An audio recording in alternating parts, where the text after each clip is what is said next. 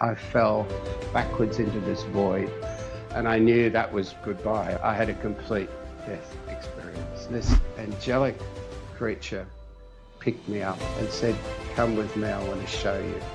I suddenly got to see why there is evil in the world, what the balance of the yin-yang is all about, how we are all consciousness. This book predicted there will one day be 10 billion, but we will never exceed it. And at 10 billion, there's going to be a paradigm shift. There's going to be an understanding that you are not you, Guy, and me, Chris, and her, Mary. We are one consciousness. We are one entity that will start to travel through the universe. Guy here. The episode you're about to watch with Christopher Dean is being republished now. As you might know, my podcast channel reaches a lot more people than it did when this podcast was first aired. The second thing is I really want to bring it to your awareness because it's a phenomenal episode with Chris. And if you're curious about what his predictions were and through the channel text that he read, it's a very extremely powerful message, and that's at the last 10 minutes of this podcast. But I would encourage you, of course, to watch the whole podcast in its entirety, because there is so much wisdom in you, from his near-death experiences to his success and failures, and the very techniques he used to visualize a lot of success that he's achieved in his life. This podcast has it all, and I'm really excited for you to be listening to it today. The last thing I want to mention as well is that during the podcast at one point, Chris uses, let's say, colorful language that might be offensive to some people. The language that was used is in context of the conversation. But if these things offend you, just know that you've been warned as well. And lastly, of course, let me know what you think of this episode. Let me know where you are in the world. And yeah, enjoy this conversation with Chris. And I hope to meet you and give you a hug in person one day somewhere at one of our retreats, where there's many going on. Croatia, Bali, Australia. Come join us. 5 days down the rabbit hole. I promise you won't regret it. Anyway, much love and heart from me. Enjoy this episode with Chris. Christopher, welcome to the podcast. Thanks, Guy. Delighted to be here. I have to say, well, the first thing I want to ask you is and share with listeners as well, because I think there's great wisdom in the question and from the conversation today, is that we met obviously at our retreat in January recently. Correct. And I've slowly been getting to know you since and your journey. And what was clear to me when you came in to our retreat, Christopher, was that you're somebody that embodies the work already. You live it. You've created a life on your terms, and it's clear to see in not what you say, but how you are. Okay, and what the question I want to ask you, because I think it'll be very valuable for people listening, is, from somebody that is already on their path, why did you come to our retreat at this stage in your life? Because does that make sense? Yeah, it's a good question. Look, and thank you for that observation. One is never complete in this journey. I know that infinitely. I say that infinitely. But there has been a journey in my life that has been a delight. I feel I've had a blessed life and a great life. And along the way, I've picked up learnings and teachings. I did the Path of Love. I did a Kadoshka course. I did a few self-reflective things up at the Golden Door up in Currumbin. Self-development stuff, you try to get yourself to somewhere. And that has been holding a space for me, or I'm holding my space in it for some time, which includes meditation. Meditation was a big part of this life. I'll tell you about that as we go along, because I did the most fantastic course called Alpha Dynamic that transformed my life and has made everything else work more easily. And here I hit 72, right? And you start going, 70 is a very big number somehow. I don't give a damn about getting old. I love getting old. I love my age. It's not the slightest worry to me. But when I hit 70, it sort of said, okay, you've crested the hill. There's a kind of slide. A lot of people are dropping like flies around me. 75, that's about the average. Might make it 80, 85, who knows? It's 10 years at the most in my life. And it's not a time to start building an empire or creating some fabulous new thing. My question, and the question I came to the retreat was, what's a useful way for me to use these last 10 years? And I wanted a refresher course to bring me back to centered.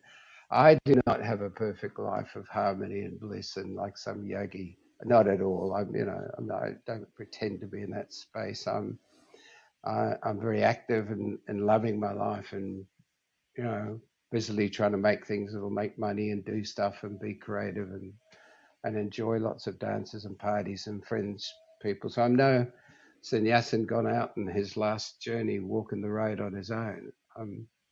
So I came to your retreat thinking, what's a useful thing for me?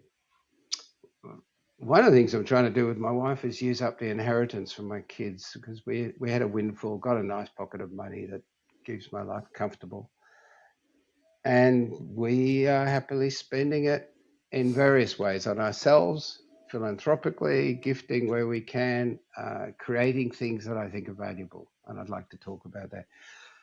What I got from your trip was wonderful. I got to tell you, I've been to many, and I really loved it. I'm not pissing in your pocket here.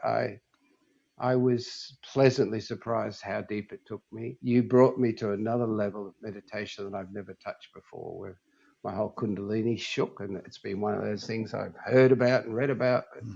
You opened that gate. And I think we had a little anecdote where we went into the forest, and I found a big old tree that had crashed in the forest, and it was, instead of looking at all the life and all the things that are energetically growing and the beautiful bursting green sap of life, I saw this old, big, dead tree lying there, full of mycelium, full of holes where little animals lived, obviously feeding the earth, opened up the sky to allow young things to grow. It was a clear metaphor for me. That's what I need to become. I'm going to be that old dead tree one day soon. And you could still do a lot of good in that role, and not try to be the tallest tree in the forest. I've long past given up that aspiration. Yeah, nobody's getting out of this alive, no matter how we look at Exactly. it. Yeah, exactly. Absolutely. And thank you for the kind words. It means a lot coming from you, Christopher. It really does. No, it's a great cause. I'm curious to know what led you on leaning into this work initially. As you know, and I know you listen to the podcast, I've had many, many different guests and many, many different experiences. And there's normally a point that makes people hungry and want to lean in, as opposed to avoid the challenges and things that we have in our life. And it's generally at some stage in our life. Where was it for you?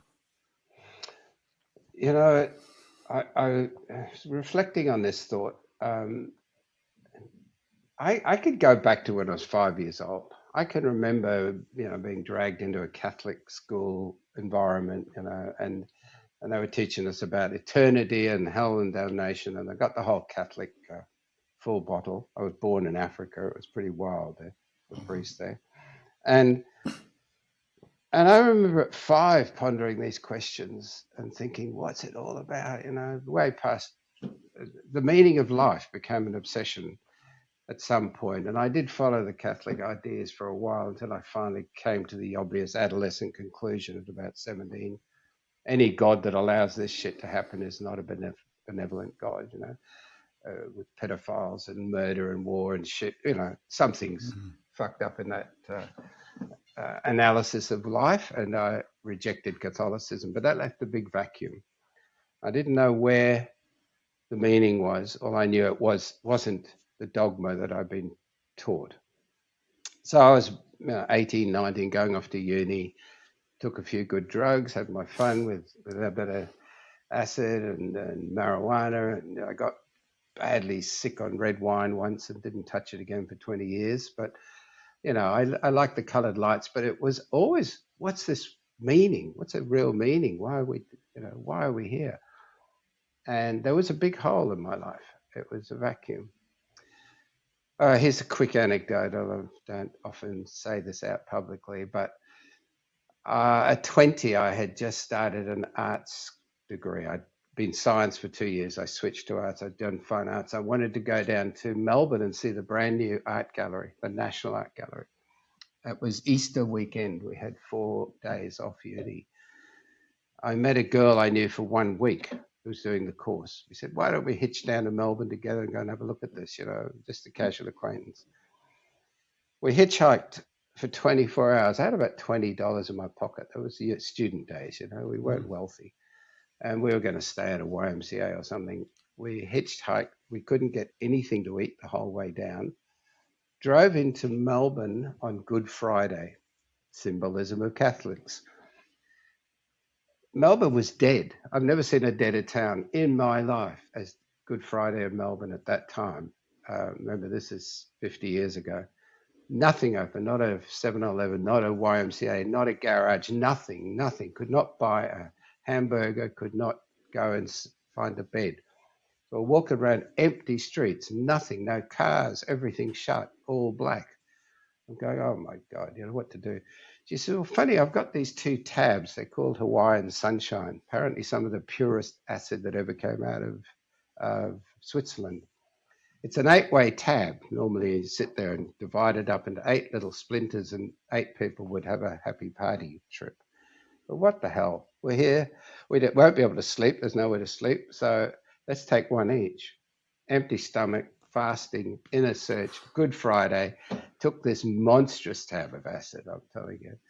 Well, Guy, about half an hour later, I'm starting to lift off. The vibrations happening. It's hitting me like a rock. This was nothing like any party drugs that I'd ever had. And I went into this extraordinary space. I was trembling and quivering. I basically threw all my clothes off. I was jumping around all over the streets, jumping on, I did the crazy shit. And then at some point, as the full effect hit me, I knew I was going to die. I was absolutely certain I was going to die. This was it. It was goodbye.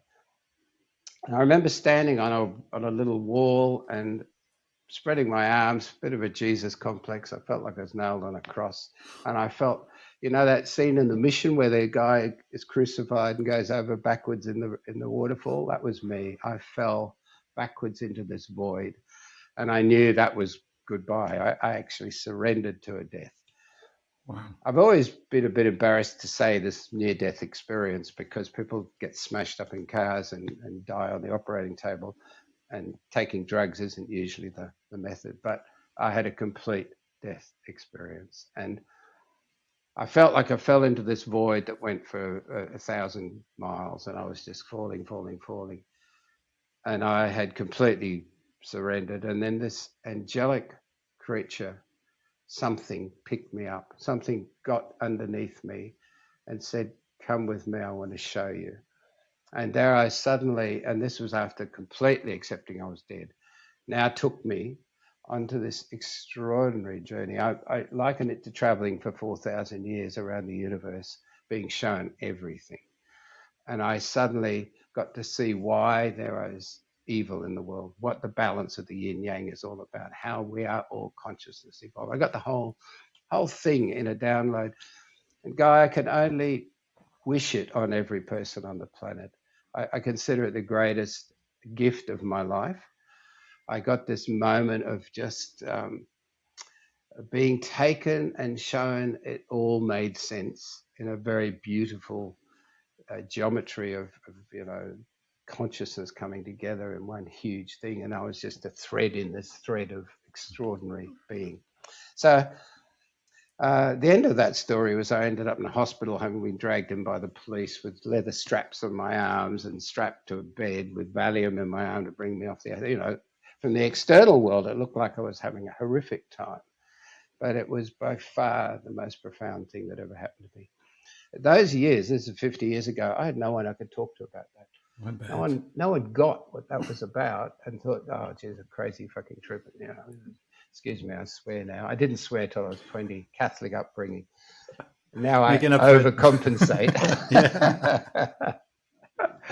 So you can blip them out if you worry.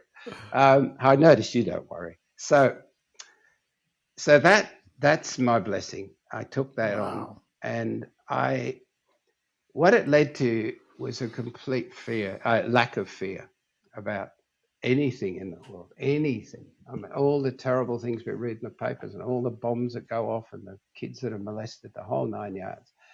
I I have, and I can't put it in words. It's called ineffable. I have a realization of why.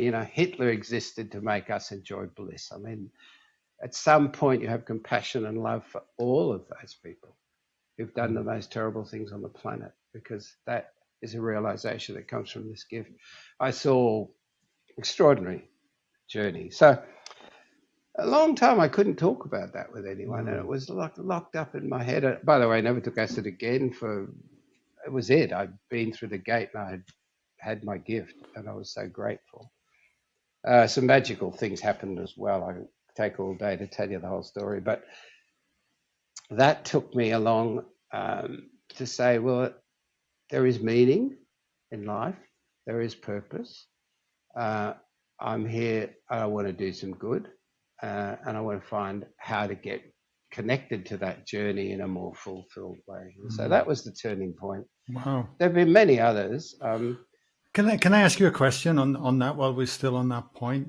Because it's in you probably don't know this, but it relates to an experience I had with an ayahuasca ceremony where I was facing my own innermost fears because of taking mushrooms when I was a kid and not understanding and having this, didn't know how to conceptualize what happened to me at 14 years old.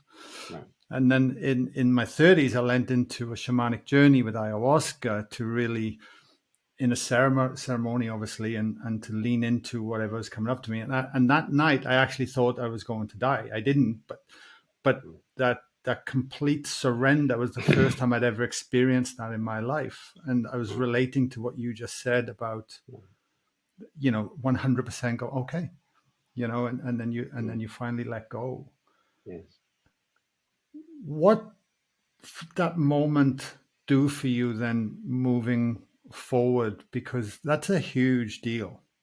Because I think unconsciously we kind of fear these, like nobody talks about death and and all these different things. Not generally, like we kind of there's like a one, we like always remove, don't we, one layer back until it's in our face. Yeah. That moment of surrender. To me, it's a gift. It's a gift because from that day forward, there's nothing to fear, and that holds people back too much. That holds people from doing things that they might otherwise take the chance on. So I can relate to that. And by the way, I didn't instantly become a saint walking on water. I was still a crazy, mixed up person and wondering what the hell to do with my life, and went through all sorts of turmoils and issues and stuff. But it did start me looking, more deeply. And it was about 20 years later when I finally started to hear stories of near-death experiences for the first time, because I tried telling people and got no responses.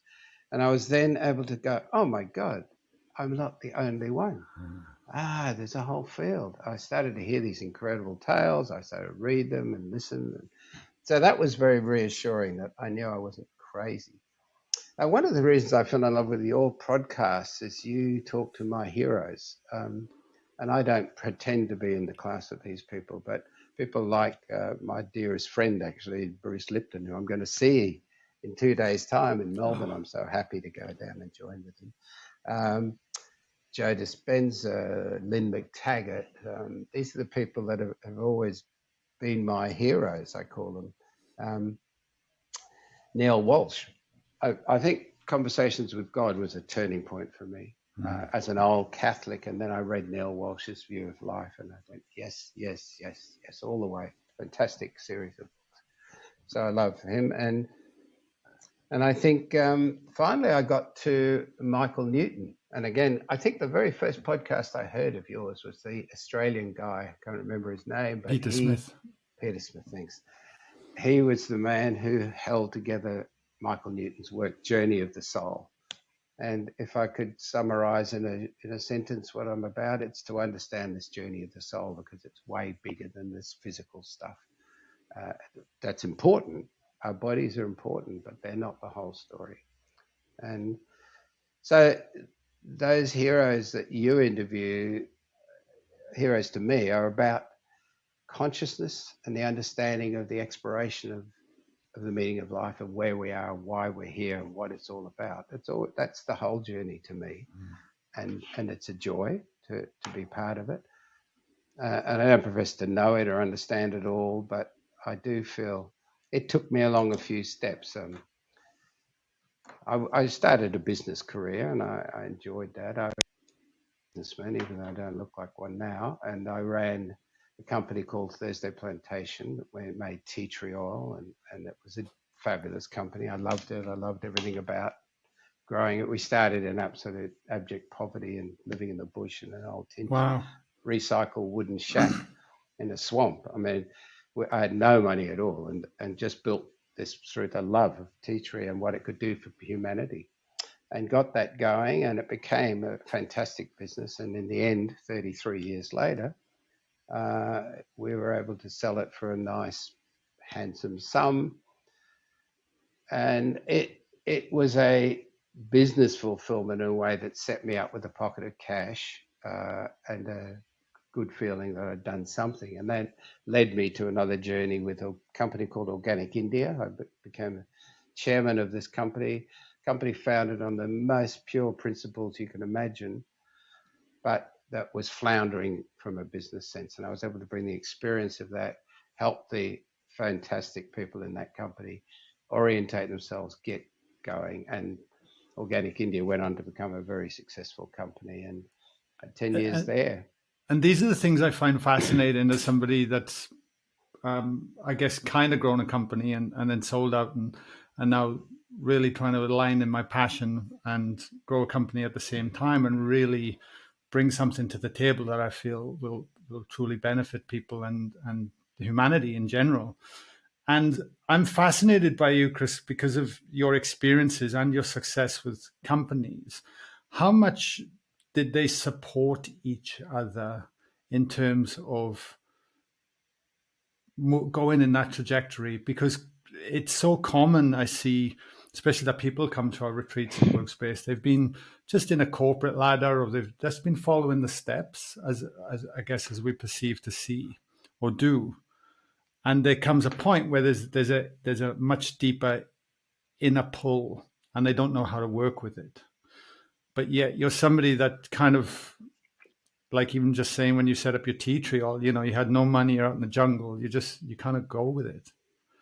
Yeah, it's true. Well, again, with nothing to fear, you don't fear living in the jungle with no money and worrying how you're going to feed your kids the next week. It's just, I think you're doing it in your own way, Guy, exactly the same as I did. You're doing something. You need to be sustainable. You need to make money. You need to make it keep growing. I wanted to put a bottle of tea tree oil in everybody's home. That was my mission. And I thought of ways to get that done and eventually got there. The thing that drove me is I was now doing a business that was doing good on the planet, was bringing something of value to other people. It was helping save the environment. We planted millions and millions of tea trees. We brought this essential oil that was fantastic for people's personal bodily needs, medicine kit in a bottle. But way beyond that, and I remember you talking about this in your retreat, it wasn't just my business. I respected all the people that worked with me. My wife, of course, was a big partner, and then a lot of other workers. We ended up with close to 300 employees and business around the world, contacts all over the place. Every one of them was important to me to make their life better. By making their life better, I was making the total sum of humanity and consciousness better. So it was a very selfish motivation. I wanted to feel good by knowing they were feeling good. And so the business had to be sustainable. I worked that out. It took me a long time because I used to think profit was a dirty word. And then I came to the conclusion, actually, profit done well allows you to continue to do what you need to do to make a good thing happen. A good thing is a business people feel good about coming to, that gives them money to buy their swimming pool and go on their holidays, that does good in terms of delivering something that doesn't toxify the planet. You know, I'm not making napalm or god awful things that I could have been as a scientist. So that need to do good, and that was tenfold true of the second company that I had a part of helping, which was Organic India, trying to help the farmers who were being poisoned by the Green Revolution with chemical poisons to become organic. Believe it or not, we had to go and teach Indians how to be organic farmers because they'd been so poisoned, no other word, by the great big green farmer approach to drugging the earth to squeeze out every cent of whatever you could get. And so that was another goodness. And the company was run on incredible principles. The founders are just the most amazing people. And they said, our company is a vehicle of consciousness. And I think that just resonated so well with me.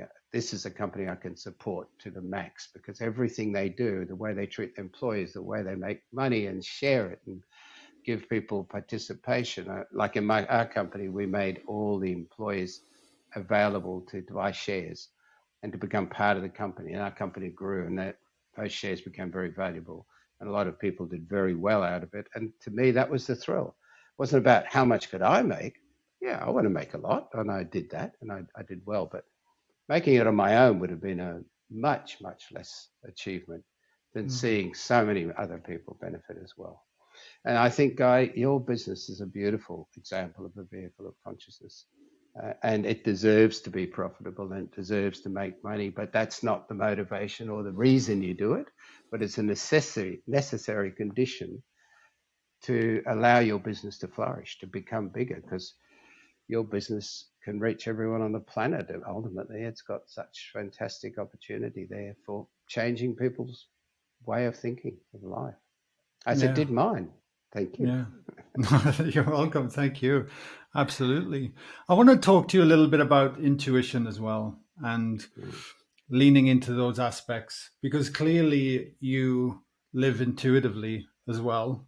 And again, I think through modern Western society, we kind of remove ourselves from that aspect and we just keep going more logical brain, and we get rooted into the analytics of everything, which is needed. But obviously coming up beyond that and trusting something far greater. And you seem, from what I can see on the outside, have navigated your life in such a way, because even when we spoke off air the other day, you made certain big decisions intuitively, not through what was presented in front of you. Is that something that you practice and developed because of this kind of work that we talk about, what we do at the retreats, or is this something that's innate in you or came from after your near-death experience? I'm fascinated. Yeah, it's a very good question. It's not innate in me. I think I'm a troglodyte when it comes to using intuition and believing it. I believed it. I wanted it to be true, but I wasn't. I was very thick, I'll tell you. And another blessed moment in my life was actually because my business was floundering. I hadn't a bloody clue about business. That's why I had 6 years of university academia. I didn't know what a spreadsheet was. Didn't have a clue how to make a business work. And I was struggling with this idea. And every time I did my calculations, my business was going nowhere. And so I went along thinking I was going to do a business course. I saw an advertisement on TV, fix your business, fix your relationships, fix everything in your life. Come and do this alpha dynamic course. And I honestly thought I was going to be taught how to teach a spreadsheet, because I've been told by a business advisor, you need to learn business. I went along to this course. It was a 4-day course. Again, the most mind-blowing thing I've done almost in my life. It was up there, peak turning point. And this guy brought this teaching where you went into an alpha meditation, and you can do it very quickly. But he said it's very active. It's creative visualization. Before The Secret, before all that stuff became commonplace, the first time I'd ever heard anything like this, he said, we get into the alpha state, then we get into a workshop of the mind. It used to be called that in America, the workshop of the mind. It's now called the Silver method, still going. And from this workshop, when you're in this alpha state, you have a screen. It was also called screen of the mind, a big white screen. And on this screen, you don't project. You allow the universe to bring you images. And the most extraordinary thing is you predict a time in the future. And you put on that screen, or you allow to come into the screen, whatever day it is, the middle of March in 2033, 10 years from now, we're going to, what will be happening with my life? What's the state of my business? What's the perfect outcome for my journey? And I would sit in this meditative state, which you can get into in 5 minutes. And I do a chakra thing from red to blue. That's why that sits behind me. I love the whole chakra balance. And I would start to visualize, where will I be living? How will my business be going? And images would flash up. And we were taught to trust that intuition. And amazing how so much of what I saw, I put it at 80% at least, came absolutely true. Very high. You get a high distinction at uni for 80%. Everything was showing up with a huge amount of accuracy. Now, I couldn't believe it. I'll give you the anecdote. At the course, day 3 for the scientifically minded, because I was a scientist, that's what I first studied, and I love facts and data. There were 40 people in the class. He said, pair up with someone you've never met before. And during the break, I want you to write on a piece of paper something about someone you know that they couldn't know, who has had an illness, a physical illness of some sort. And I want you to write the details about that. It will be sealed in an envelope and handed to a third party, so no one can interfere with it. I love this sort of science. And he said, now find your partner. You now do your meditation together. One will do it, the other will stay with normal. And so I got to go into the meditation first, and I'm there, I'm sitting there, okay. He said, now bring that person into your mind. What we were told, you tell them the first name, their age, and where they live, just so you couldn't get confused and pick the wrong person. So I got Mary, 42, Perth. Okay, I'm looking for Mary, 42. Suddenly this woman comes into my thing. She's hunched over, she's small, she's got long, wavy brown hair. She's breathing heavily, asthmatically, like really wheezing. I see this woman in my breath, in my thing. I go, so I describe her. By the way, I had a third party scribing, one of the helpers, writing down all that I was saying, and I'm saying the description.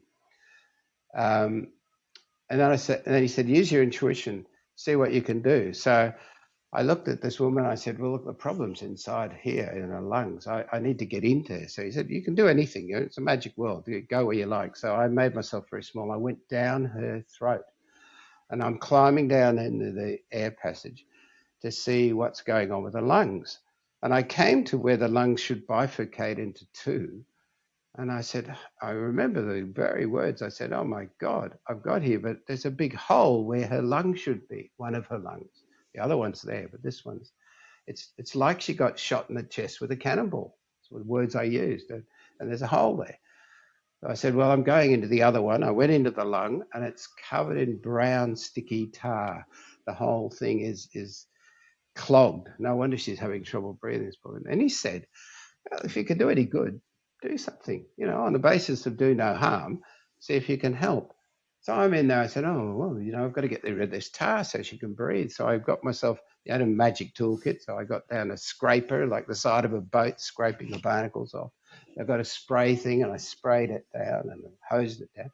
I realized all this gunk was going into the bottom of a lung, and I didn't know how to get it out, I did 10 minutes of this work. I was sweating at the end of that. I felt like I'd really worked. And it all sounded crazy to me. How the hell would I know what's going on with this woman? So then that was it, session over. I pulled up, opened my eyes. This poor guy in front of me was white as a sheet. He said, oh my God, you've described perfectly my twin sister. We lived in Wollongong at the foot of a coal colliery, and the coal dust would come up every night and settle down all over us. All the clotheslines went black, everything. She breathed that coal dust. She got emphysema. At the age of 9, she had her left lung removed, the one I'd seen. And of course, this coal tar, it's a permanent condition, does not leave the lungs. So she's had emphysema all her life. She's had to go to Perth for dry air. Now, this is a long time ago, Guy, probably before you were born. There were not mobile phones. There were not, instant communication. A phone call to Perth was you book it up or you had a long telegraph call. So he goes home. This guy was a very wealthy man. He'd made a fortune in microwave technology, and he had one of the world's first answering phones, which was a reel-to-reel tape recorder like this size, big. So he goes home, because I'm blown away. I got it accurate. That was one big amazement. Remote viewing. I now believe in it, very obviously. But then I got, we went home that night. We had one more day left of the course. We came back. And he said, Chris, you won't believe it. I got home and there's a message on my answering. And my sister rings me twice a year. She rings me at Christmas. She rings me for my birthday. That's how it works. And that's all. You don't just have a chat. How's the weather? But there's this answering phone. And she said to her friend, her brother, I was having a terrible week with emphysema. I was struggling. I was feeling really down. And then I had this strong sense of your presence, not me, but him. Remember, I was channeling through him. You came into me and I suddenly felt better and everything improved. And I had to ring and tell you. I needed you to know. So, fuck, what am I to do? I'm a skeptic. I thought this was all bullshit. I didn't believe in any of that fairy magic, honestly. And here I am as this. And now 40 people in the class did that. He got everyone up at the end of that session and said, who registered something that was really definite? 27 people out of 40 had an experience like that. I wasn't unique. But that gave me such confidence that there is more to life than you can measure in a lab. It was so much more going on. And so that was a huge thing for me. And I started to use that alpha dynamic. I still do to this day. When I have an issue and I want to know how to resolve it, when I want to think through, the house I live in, I saw 10 years before I bought it. It was the last sort of house I think I'd want. I didn't want a place, I wanted a place with a view, sort of be looking over water. I wanted all aluminium and sliding and, no maintenance. And I ended up with an old wooden house with no view. It's this perfect house. But I saw this house. 10 years later, I discovered it. By the way, don't pin it on the wall and pray for it every day. Once you've done the work, it happens, it manifests. So this alpha dynamic gave me a tool that I've shared with everybody I could. I even did it with one of our associates at your retreat who was needing to help work herself into another place. And I did it with my board. I did it with my employees. We would all sit around. When I went to Organic India, the first thing I did, I got 30 people in a room, all the middle management and the team that we needed to transform. And we spent 3 days virtually working through alpha, visualizing what would this company look like in 10 years. And we saw things like Deepak Chopra and Oprah being, part of us. We saw our products all over the world. We saw ourselves doing great. We saw all the farmers being happy and successful. 10 years later, 100%. 100%. And we built the most amazing factory that is like a university campus, and a delight, a place with gardens and where the workers get really looked after, beautiful meals. That is also a very profitable company, not frightened of profit. I was, as a radical left-wing student, thinking profit was a dirty word. One day I had a course that said, no, you need to make a profit so you can sustainably offer goods and services that people need, not just want, but need, and can do good for them. So alpha has been a blessing for me, and I guess that's an amazing story. And what I love is that when there's nothing can beat an experience, because once we have an experience and feel it and see it and witness it for ourselves, it changes it.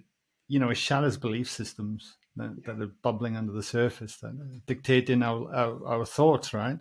So are you envisaging a screen in your meditation? Is that what you're doing? And then That was the device. This was a guy who traveled the East for 10 years and then said, look, it's the McDonald's version of living in a bloody cave for 30 years and trying to become that enlightened guru that we all kind of know about, but nobody wants to do.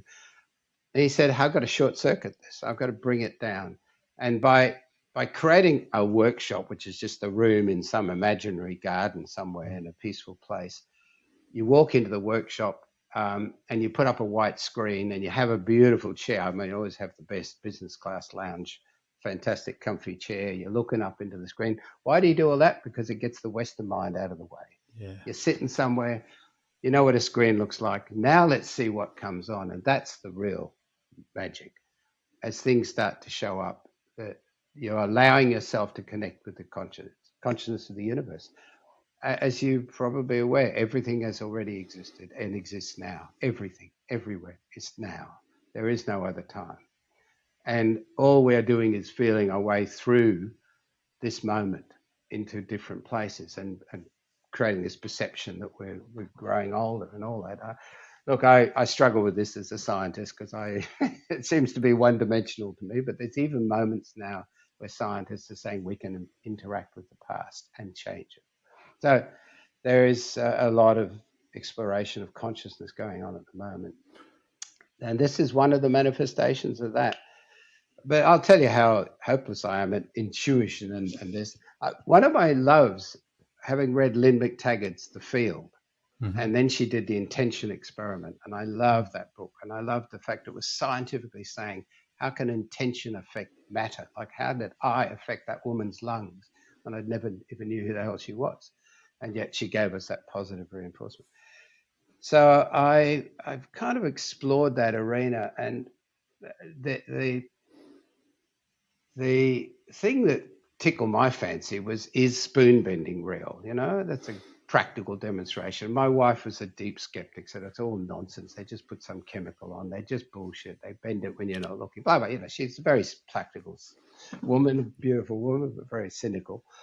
And I'm going, I don't know. I think there's something in it. Anyway, then a friend of mine coincidentally said, look, I've met this woman in America.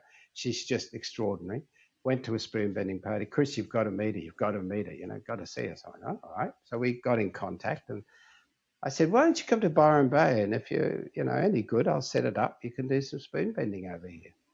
The first time she came, we just did one little exercise, but she was so blew me away. I said, you've got to come back.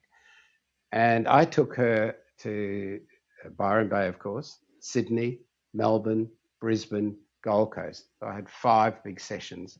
And I advertised them, in Facebook or whatever. We got 40, 50 people to most, some 60 people would come to these sessions. I said, bring your spoons, we're not going to do any fake stuff. And she had her little technique of getting you off your mind and out of this arena and take out your spoon and do this now, and boom, watch it bend. And they bent like wet spaghetti. I mean, these spoons were just unbelievable. Wow. Again, around 80% of that group all did it. Guess who couldn't fucking do it? I could not still bend a damn spoon. It shits me. So I go, come on, bend fucking, because that's my mind. My mind is very linear and wants to see things and understand why they work. So, but guess who can bend spoons on her ear? My wife. No problem. So she could she had a party trick. She'll pick something up and just go, watch, boom, and off it goes. And there's no doubt this is real. We are intention affecting matter. And that's been a fascination in my life for a long time, this whole story of how our consciousness interacts with the universe and things change. I had the great thrill of bringing Masaru Emoto to Australia the first time, the guy who did the water magic, and I met him in Bath. I got fascinated by water, and I went to one of his sessions in Bath, and I said, oh, if you're ever in the area, come and visit. And anyway, he turned up in Cairns, and I said, we'll fly you down, we'll have a session in Byron Bay. He said, well before he became famous. He became famous through, I think it was What the Secret Bleep. What the Bleep, yeah. Mm. And I was just fascinated by his. I was also very suspicious of if he was a genuine scientist. I thought he's just selected a couple of slides and making an interpretation on it. But in fact, he turned out to be an extraordinarily wonderful man. And watching him manifesting change in water by just putting words on it, I did the same thing. I got to prove to myself whether he was nonsense or not. I got some carrot juice. And a week before he was due, I put the carrot juice in 2 jars. I did it properly. I sterilized the jars. I made it identical, put them in the same space. And I wrote, I love you on one and I hate you on the other. And every day I would look at the jars and I'd send love and I'd send hate. And 1 week later, it's all it took. That carrot juice that I had been hating had turned into its brown, stinking, fecal mess. It looked disgusting. You didn't want to take the lid off it. It was going to be awful. And the one I love you had turned into like clarified tea before you put the milk in. It just looked like that. And it looked sweet. And they do this with rice all the time in Japan. They separate the rice. And I think you even mentioned it. Matt might have mentioned it. You put the rice in the I love you position or I hate you, and they sometimes do it a third one that you ignore. The I hate you turns into brown, stinky, looks awful, smells awful. You don't want to touch it. The I love you becomes like mead, like sweet. The sweetness comes out, and you could literally eat it a month later, and you just know it's going to be safe. But the one that's worst of all is the one that you ignore. So our children who are ignored, people who don't get love, people who don't get affectionate touch, wither and die. It's just tragic. I'm a great believer in affectionate touch and living in a community where we share. In fact, your normal question, which I was ready for and you never gave it to me, was, what do you do? What do you do in your daily life? You never gave me that. But I had an answer for you, because my passion is to create community. And so I'm using my superannuation money to build little communities on farms where we can add cabins legally. We're allowed to build these expanded pavilion homes. We build a house with 6 bedrooms, and each one is a self-contained unit on a beautiful environment. And they're cheap, they're affordable. Byron Bay is desperately short of affordable accommodation. We've got to bring it down to where people live, because we're losing all our wonderful creative people and hard-working people are all going out to Kyogle or Yamba. Exactly. They just can't live here anymore. It's a tragedy. That So was me as well. I'm trying to do a bunch like that and get, I've got a little cluster of 22 I'm trying to put together, and instead of having a wanky place on Belongil where I get, $2,500 a week, I'm doing this. I'll get as much or more, but I'll now have 20 people living there in a happy environment, creating a sense of community. Community, guys, is one of the best drugs on the world on Earth. It gives you immunity, it gives you strength, it gives you longevity, it gives you happiness. When you're sick, someone brings you chicken soup. It's all of that. And we're lacking it. We've driven it away so much in our lives. I want to build it back. Amazing. Thank you for sharing all that. Yes, hence why we call our work Reconnected, our retreats, because that connection, that coming back together, and it is fascinating what you share. And just to reinforce people for listeners, because with the power of intention as well, and everything, if you like you share, everything is vibration. And we've, because I've done Lynn McTaggart's work. I did her Better Healing course, Become a Better Healer, quite a few years ago, and was fascinated. I had her on the podcast a while back, actually, but was fascinated about her Power of 8 groups, and we kind of morphed into our own healing circles at the retreats. But for one instance, we had one lady who fully surrendered in the middle. I think this was at the last August retreat, the last 5 night up before yours. But she had been told she was going to die, and she had been preparing herself to die. But she had this hugely strong will. And in that healing process, she completely surrendered and saw her future self come to her healed. And she connected Wow. with her future self in that moment, Right. And it just, when you have these experiences, it just like it lights something in you, doesn't it? I know it did for me. Yeah. A flame gets fanned and you're like, oh, and she's still taking amazing strides to this day now from these things. And I'm just a huge fan of curiosity. And my wish, and the reason why I do these podcasts as well, is to allow people to have access and hopefully become more curious. And skeptical's fine, but lean in and explore the possibilities of it all, because I think it's like the biggest kept secret that only if everyone knew about and could have a taste of what it is, I think would be a much more compassionate, caring, loving race, full That's stop. why your work is so important. You are opening gates for people. I know that. And Yeah. So I'm very grateful to touch base with you. And I repeat what I said. I love your podcast. I love that you bring these, my heroes. And I don't put myself in the same category.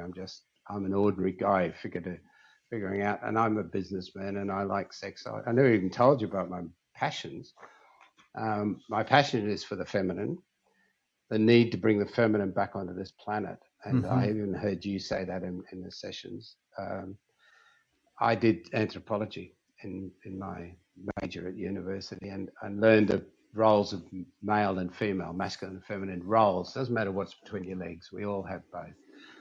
And the feminine is what nurtures relationships, what keeps people together, what grows things. The feminine is, and Kadoshka, another fantastic course I did about human sexuality and its place in the universe. And everything on the planet, they say, is sparked by the masculine spark that is incubated in the feminine. The feminine is what grows and makes things happen. The masculine has to spark it. So we don't deny the masculinity. It's important, but it's not everything. And we've got such a fucking planet now that wants nuclear subs and let's have war with China and, is belly aching on about who they hate. Such masculine bullshit going on. I can't stand it. And if we bring that feminine of care, you want to make everybody's life better, richer, healthier. That's the feminine rule. So my real passion has turned to carving marble because I've always loved art. And so I thought, well, I want something meaningful in my art. I went straight to the womb. The womb, people think it's the vagina, but actually, like, the womb is my mecca. But the doorway to the womb happened to be a vagina. So I love vaginas too. And I do a lot of sculptures about that area. People think they probably don't really get what I'm on about. A lot of people think it's just pornographic art. But in fact, I'm saying the biggest swear word on the planet today in English is cunt. If you're a cunt, you're the worst of the types. It's my favorite word. I love that. And the very good lesbian friend of mine is cherishing that word and saying she really wants people to love and appreciate that word and understand that why would we denigrate that organ to being the worst thing you could call somebody when it is the most sacred thing? It's the opposite. We are demeaning and putting down what is the most sacred thing on the planet, this energy that grows and nurtures and loves. Men are great, and don't get me wrong, I've been in a men's group and I love men too in a non-sexual way, but they fix the gutters, they get the roads working, they make sure planes go on time. That's a masculine energy that drives things in the built environment to work well, and you need that. That's not insignificant. But the feminine remembers Uncle Charlie's birthday, remembers that funeral we're supposed to go to, remembers that we got to celebrate, Christmas, and have you done the shopping and all that. That bringing together of the network, and that's what's so lacking in this planet today. It's tragic how we've crushed that underfoot, and women are so put down, or have been. Thank God they're coming back. But that's what my art's about. So I happily carve this beautiful Italian marble, and I've set up a little sculpting school, and And I was going to say, for people listening to this and they happen to be passing Byron Bay, are they able to come and see your sculptures, or do you do workshops and things like that? We have a couple of workshops a year. They're very Mm-hmm. small scale. I don't advertise them, and word of mouth. Basically, if anyone wanted to try and hook in on it, find me on Facebook and send me a message. That's the best way, and we'll link you up. I have this brilliant teacher, Osama Al-Nassar from Italy. He lives and works at the foot of Michelangelo's quarry, right up in the mountains of marble in Carrara. He's a brilliant artist and a brilliant teacher.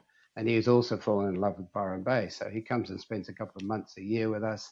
We get people in, and he loves to teach from absolute beginners to the most advanced sculptors. And there again, I like to make sculptures, but I get a much bigger thrill from watching 12 other people making beautiful works, and know that I've helped facilitate that. That's my passion. So I'm loving it. Beautiful. Last couple of questions for you before we wrap it up, Chris. The first one is, how do you see the future going in terms of humanity? Are you hopeful? Are you excited? Are you ready? Where do you sit on everything? I'm an optimist, and I'm very hopeful about humanity. I think we are a part of a very extraordinary time unfolding. I'm a great believer in this. It's a long story, Guy. It'll take another 45 minutes, but I'll go as quick as I can. That many years ago, when I was 20, just after that experience, I read a book, 1968, called The Star Seed Transmission. And I got together reading that book and a theory about where we're going as a human species. At that time, there were 4.2 billion people on the planet. This book predicted there will one day be 10 billion, but we will never exceed it. This is 50 years ago, remember. The book predicted all that would happen until 2030. It's been absolutely spot on. This was a prescient piece of channeled work. The guy said I channeled it from the Pleiades, from the stars, and I'm telling the story. And in that book, he talked about the power of 10 to the power of 10 as a paradigm shift or a consciousness change. The smallest thing in the world is a hydrogen atom, physical matter. So we've got a proton, an electron, tiny thing. Not very much happens. But if you link up hydrogens and join them up, you get carbon dioxide and neutrinium, and you get, stuff, physical stuff. You need, and this is an approximate, don't get me scientifically bogged in this, but approximately 10 billion, 10 to the power of 10 of these hydrogens linked up, you have a paradigm shift available when they hook up and create the first ribonucleic acid, RNA. Now you've got a sophisticated molecule that can unwrap, make two of itself. It's a virus, right? It's a consciousness change from inorganic stuff to something that's now living. 10 billion strands of RNA that decide to get together and cooperate will create a thing called an amoeba. A single cell now has a nucleus, has a cell wall, has cytoplasm. It's a consciousness shift. This is a much more complex thing than a single RNA strand. And it's able to move around and eat and separate and, get on with life. 10 billion of those, the frontal lobe of your brain, this area that is very intense, 10 billion cells hanging together, a heart, a lung, a kidney, a shellfish, a mollusk, a snail. 10 billion amoebas that decide to cooperate become a very much more complex creature and a much more sophisticated. It's a consciousness shift, paradigm shift. So go back to who we are, Gaia, because the real answer to your story in my book is Gaia is the thing that is coming alive. Gaia is this lump of rock that manifests into our space that got fertilized somehow. We got fertilized with life. In this book, it said you'll go to every other planet. We'd not even got to the moon then. And you're not going to find any life on them.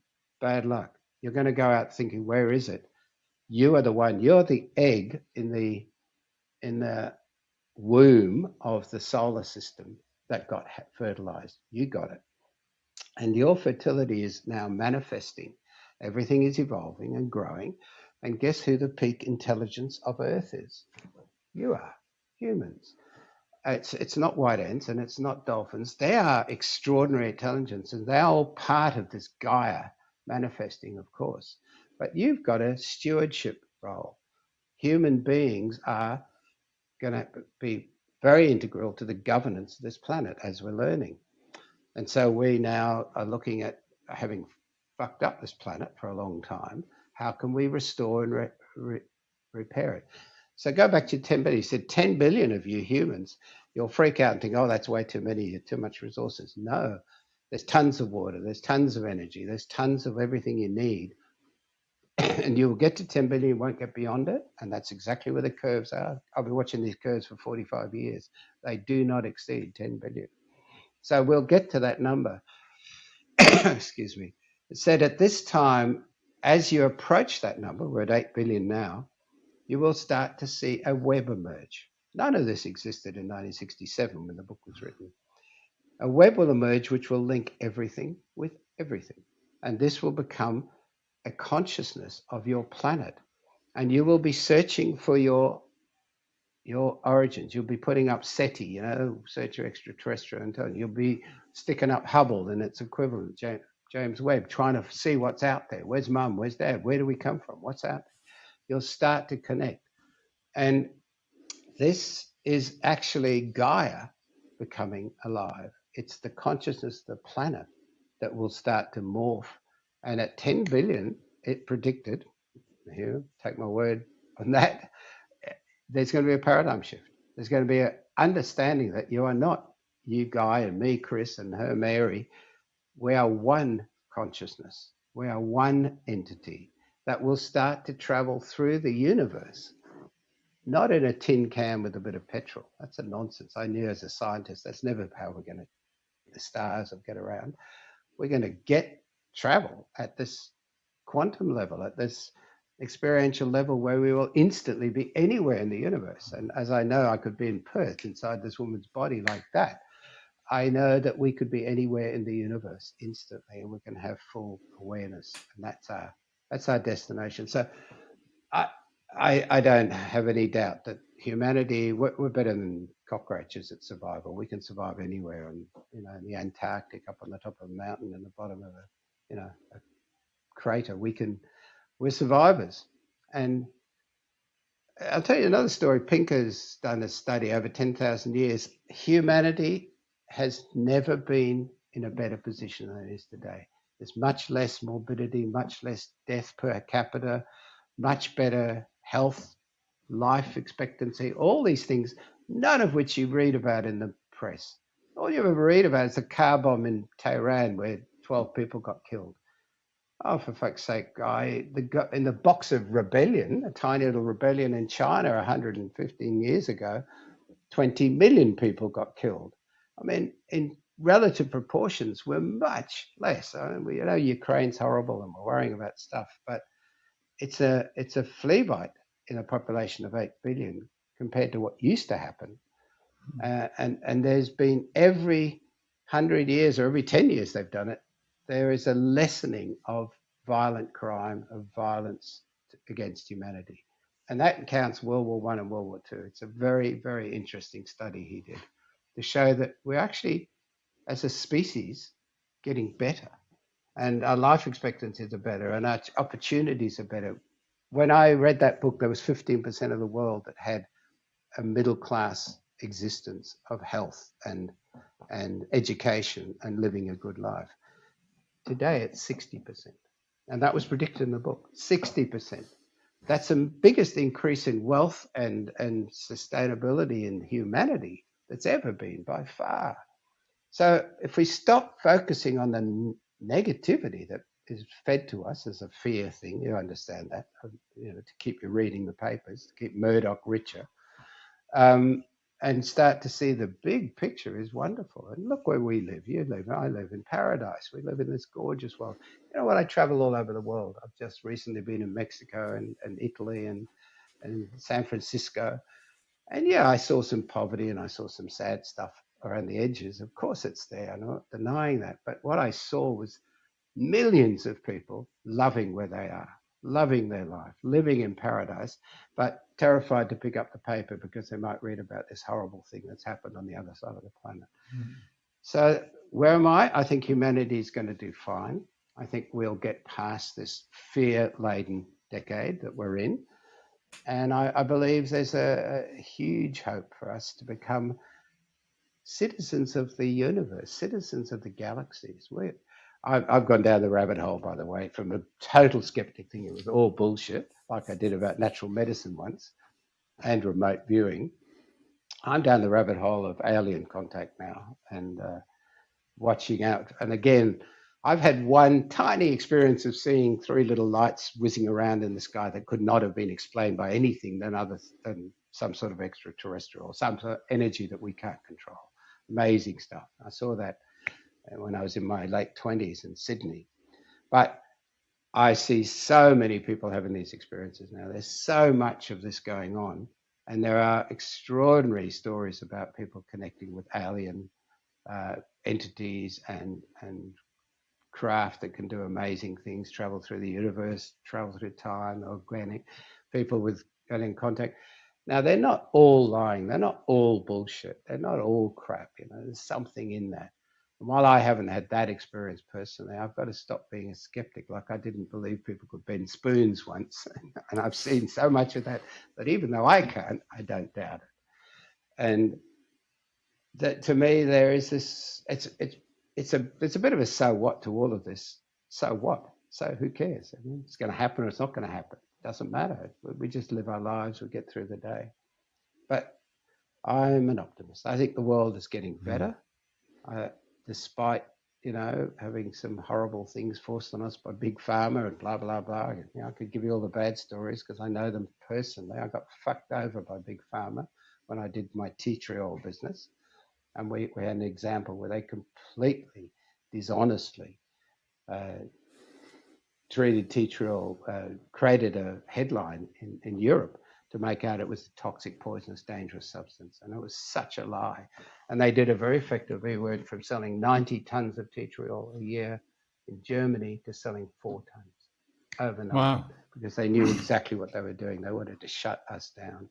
And it took me 3 years and millions of dollars of government help to prove that that was all bullshit. And it was 7 years later that a director of you won't name the evil company based in Germany that did the work, but they deliberately set out to scuttle tea tree oil because it was too good, too effective. So I can tell you the bad stories, but let me tell you the good stories far outweigh it. And we should realize that. There's a lot of good in this planet. Yeah, thank you, Christopher. I'm glad I asked the question. I can see that being a highlight reel when I let people know this podcast is out. Truly, that's very inspiring. I've never thought of it like that. Last question to wrap things up. And considering all the listeners that'll be tuning in, and wherever they are, doing, circumstances, everything, and the conversation we've had today, is there anything you'd like to leave them to ponder on? I would like to share something Anita Moorjani taught me. I met Anita Moorjani and Eben Alexander, both extremely interesting near-death experiences that people should read if they get a chance. Fantastic. Is that Eben Alexander? Eben Alexander, yeah. Proof of Heaven, fantastic book. And Anita wrote Dying to Be Me. Totally. And Anita says it best, that having had that experience, there is absolutely nothing to fear. That's the first moral, first thing I'd like to leave somebody with. And the second thing is, whenever you have to make a decision and you're in some sort of dilemma and you're not sure what to do, choose what will bring you joy. Because when you choose joy, you are choosing the path, your path. And it's effective. And that will affect everyone around you to bring them joy. So nothing to fear, choose joy. That's what I'd like to leave with people. Beautiful. Christopher, thank you so much for coming on the podcast. I really appreciate it. Honestly, I'm so happy our paths crossed and to be able to sit down with you today and have this conversation and share it with people. For many, many years to come, people will be tuning in and dropping in and listening. So it's, thank you. Thank you so much. Thank you so much. I love the way you bring this stuff out of us. You've done it with me too. So it's It's a pleasure talking with you, Guy. Thanks, Reid. Thank you. Mate.